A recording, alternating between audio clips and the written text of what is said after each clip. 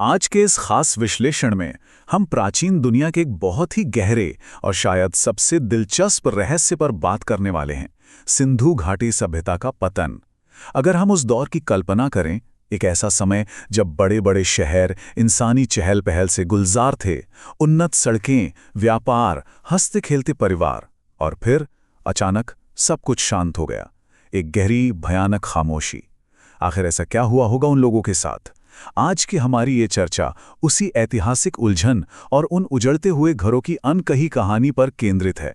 इतिहास के पन्नों से लिए गए ये कुछ खास अंश असल में एक बहुत बड़ी खामोशी की तरफ इशारा करते हैं। सच तो यह है कि जब कोई इतनी महान सभ्यता खत्म होती है ना, तो वो सिर्फ ईंटों और इमारतों का गिरना भर नहीं होता। बिल्कुल नहीं।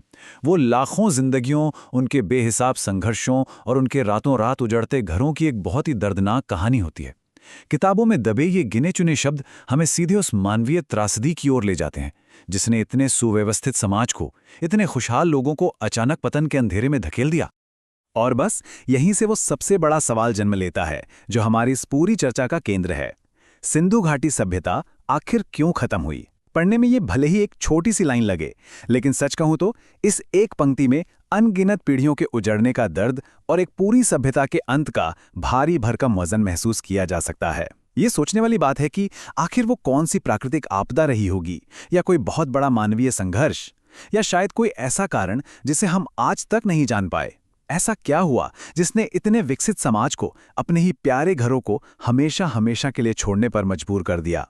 तो ये अब महज एक सवाल नहीं रह गया है।